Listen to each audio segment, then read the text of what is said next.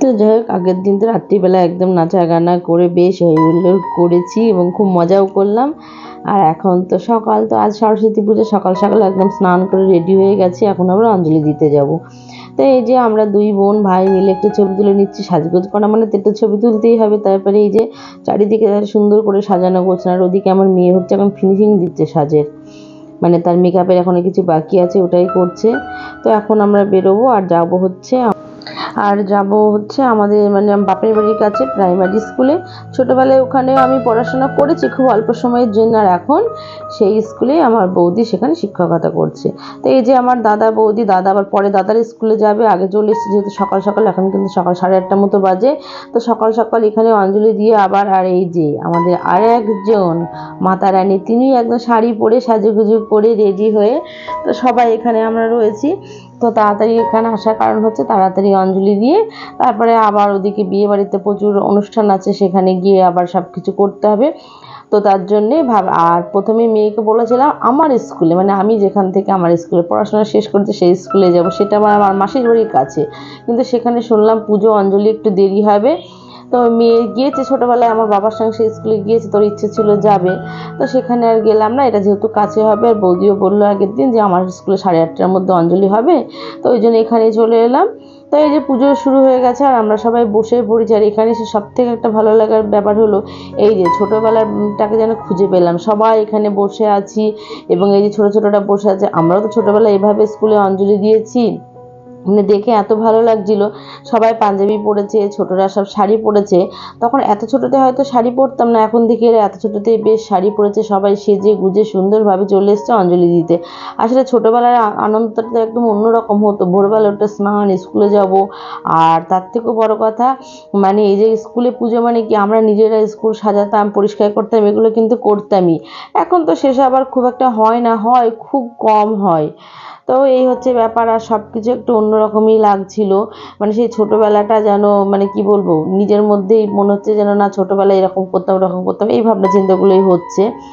আর ছোটোবেলায় আমরা যেভাবে স্কুলটা সাজাতাম, ওই যে কাগজের ফুল দিয়ে কাগজ কেটে কেটে, এখানেও কিন্তু সেম বাচ্চারা সেইভাবেই সব দেখি সুন্দর করে সব সাজিয়েছে, মানে ডেকোরেশনটা বেশ ভালোভাবেই করে। ছোটো ছোটো বাচ্চা, মানে প্রাইমারি, মানে সেই তো মানে ক্লাস 4 অবধি, কিন্তু ছোটো ছোটো বাচ্চারা খুব সুন্দর তাদের মতো করে সব সাজিয়েছে।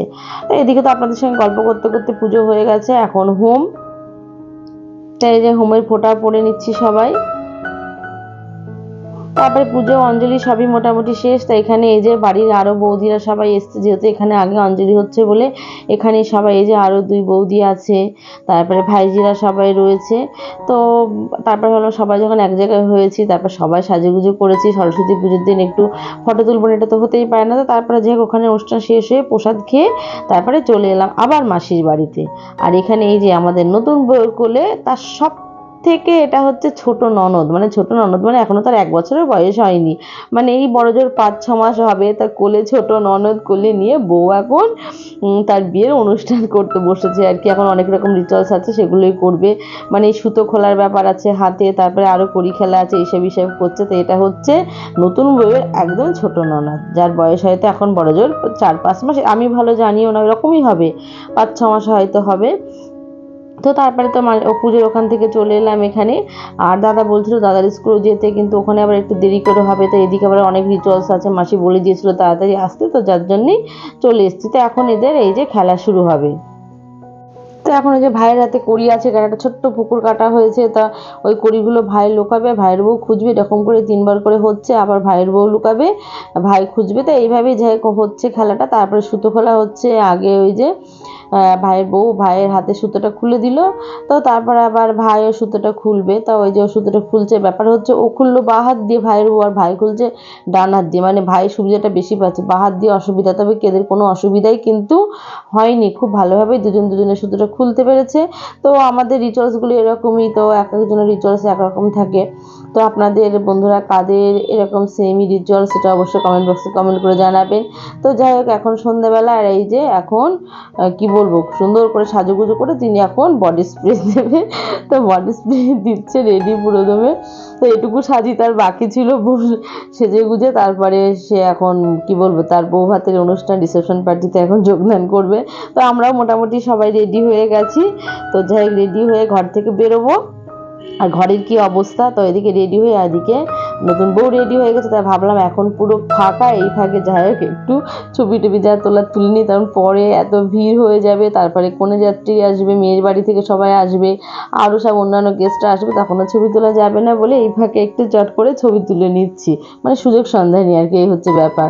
সুযোগটাকে কাজে লাগাচ্ছি, শুধু শুধু সুযোগটাকে হেলায় ফেলায় কেন দিই। তো যাই হোক মোটামুটি ছবি টবি তুলে চলে এলাম সোজা খাবারের জায়গায়। তো এখন এই যে ফুচকা খাচ্ছি, ফুচকা খেয়ে নিয়ে তারপরে খাবারের জায়গাতে যাবো। তখন এটা হচ্ছে একটা বড় ব্যাপার বিয়েবাড়ির। তাই এই হচ্ছে বিয়েবাড়ির মেনু। আর এই যে মেনু কার্ডটা দেখুন কি সুন্দর, দুজনের ছবিটা এত সুন্দর ভালো মানিয়েছে। মেনু কার্ডে মেনু না দেখে ওদের দুজনের ছবি দেখছিলাম। আর মেনু কার্ডে এত কিছু খাবার দাবার ছিল, আমি কিছুই খাইনি, ভালো লাগছিল না। তার আগে স্টার্টারে খেয়েছি কিছু, তারপর ফুচকা খেয়েছি। তো ওই যে আমি অত কিছু নিইনি, একটু মাছটা নিয়েছিলাম আর একদম মানে সোজা ফ্রায়েড রাইসই নিয়েছি। আর তার সঙ্গে যেটা মাটন হয়েছে ভালো, মাটনটাই খাবো। তো মাছটা খাচ্ছিলাম, আর মাছটা আমি শুধুই খেলাম। আর তার আগে যা যা ছিল এই যে চিংড়ি, ভাত, ডাল কিছু ইচ্ছে করেনি খেতে।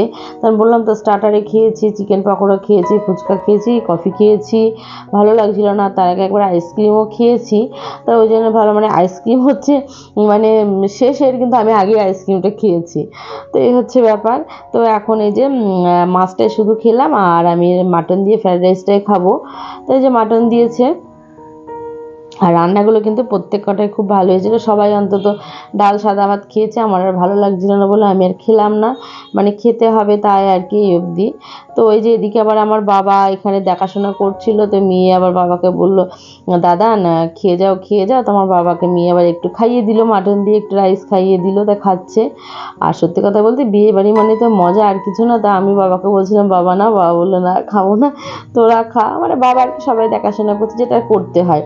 তো যাই হোক মাটন দিয়ে খেলাম। তারপরে এই তো যা হয় চাটনি পাঁপড়। আর আমার তো এই যে অনুষ্ঠান বাড়িতে চাটনি পাঁপড় মানে সমস্ত মেনুর মধ্যে এই যে চাটনির সঙ্গে পাঁপড় খাই, এটা হচ্ছে আমার কাছে সব থেকে মানে ভালো লাগা আর কি খাবারের মধ্যে। তো তারপরে তো ছিল রসগোল্লা, রসগোল্লাটাও খেলাম।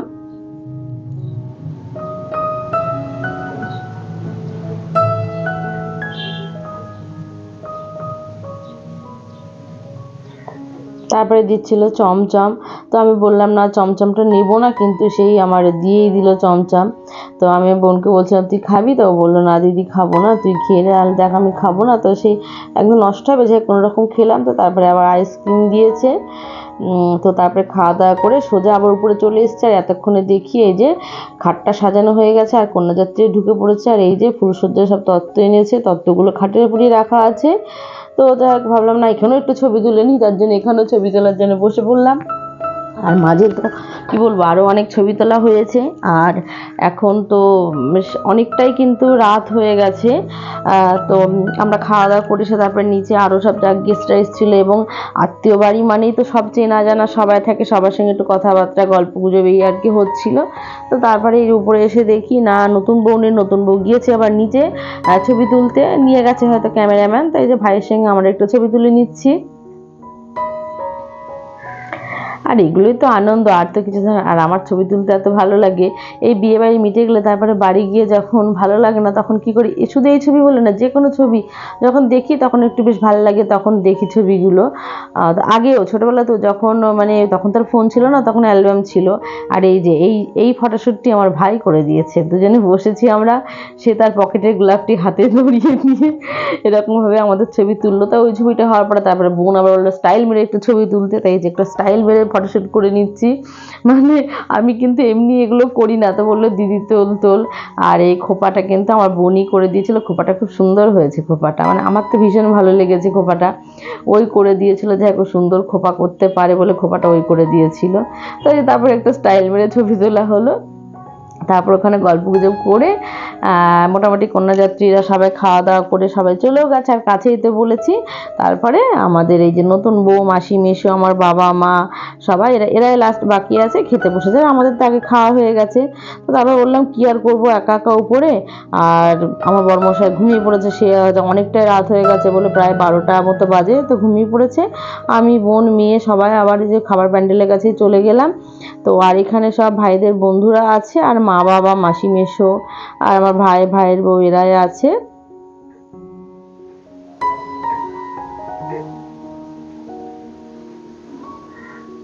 তো আমাদের তো ভাত খাবার অনুষ্ঠান আলাদা করে নেই, তাই রাত্রিবেলায় এখন তো আমার মাসি এই যে মানে এইটাই নিয়ম আমাদের, রাত্রিবেলা যখন খাবে তখন সবাই মিলে একসঙ্গে খায়, আর তখনই ছেলে বউকে খাইয়ে দেয়, এটাই আর কি, মানে আলাদা করে ভাত কাপড়ের অনুষ্ঠান নেই।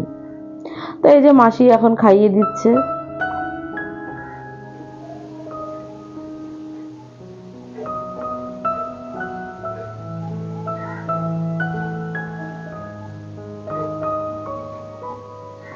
তারপরে আবার এই যে ভাইকেও খাইয়ে দিচ্ছে। তো মাসি তো ছেলে বউকে খাইয়ে দিল। তো তারপরে তো সবাই মিলে মজা করে বলছে না শুধু ছেলে আর বউকে খাওয়ালে হবে না, পাশে বসে আছে, তো পাশে তো আমার মেসো বসে আছে, অবশ্যই বলে খাইয়ে দিতে হবে। তো যাই হোক মাসি খাইয়ে দিচ্ছে মেসোকে। সত্যি কথা বলতে এগুলো কিছুই না, আনন্দ ভালো লাগা এইগুলোই মনে থাকে, আর কিছু না। তো তারপরে মেসোকে আমি আবার জোর করলাম, তুমি কেন খাওয়াবে না, তোমাকেও খাইয়ে দিতে হবে, মাসি খাইয়ে দিয়েছে, তুমি কেন খাওয়াবে না? তো মেসো বলছিল ঠিক আছে দিচ্ছি দাঁড়া, এরকম আর কি। তো তারপরে কি মেসো মাসিকে খাইয়ে দিচ্ছে। তো তারপরে আমার মেসো বলে ওই দিকে তো বাবা মা আছে, তো বাবা মাকে বল। আর অবশ্যই বাবা মাকেও বলবো, কেন বলবো না, যখন হচ্ছে তা মা বলে না, বাবাও বলে না, কি হচ্ছে সে বাবা বলে না একা একা খাচ্ছি। তো সবাই বলছে না একা একা খেলে হবে না। তারপরে আমাদের ক্যামেরাম্যান ছিল, আমার ভাইও ছিল, তো বলে খাইয়ে দিতে। তাই যে মানে সত্যি কথা বলতে এই ভালো লাগার মুহূর্তগুলোই মনে থাকে, আর কিছুই নয়, আনন্দ ফুর্তি। তো আর নিজেদের বাড়িতে তো এগুলো তো হতেই থাকে। আর আমি বাড়ি যাওয়ার পর তখন কিন্তু এই ছবিগুলো দেখবো, আর এটাই হচ্ছে আমার আরেকটু এনার্জি বাড়ায় এই ভালো লাগার মুহূর্তগুলোই। আর সব থেকে যেটা খারাপ হয় এত কিছুর পর যখন বাড়ি চলে যায় না, তখন ভীষণ মন খারাপ লাগে। তো যাই হোক আজকে ভিডিওটা এখানেই শেষ করছি, আর এই অনুষ্ঠান পারপাসে আজকে যত যত ছবি তোলা হয়েছে সেগুলি একটু একটু আপনাদের সঙ্গে শেয়ার করছি। মানে অনেক রকমভাবে তো ছবি তুললাম, আর এগুলোই হচ্ছে গিয়ে মন ভালো রাখার রসদ, আর কিছুই নয়। আর এই যে দুটো নতুন জুটির অসাধারণ, আমার যেন দেখলেই চোখ জুড়িয়ে যাচ্ছে। আর এদিকে যে আমার মা আর আমার মেয়ে, আর এদিকে যে আমার স্টাইল মারা ছবি। তো যাই হোক যতটুকু যা পারলাম আপনাদের সঙ্গে শেয়ার করলাম। এখানে ব্লগটা শেষ করছি, নেক্সট ব্লগে আবারও দেখা হবে। শুভরাত্রি বন্ধুরা।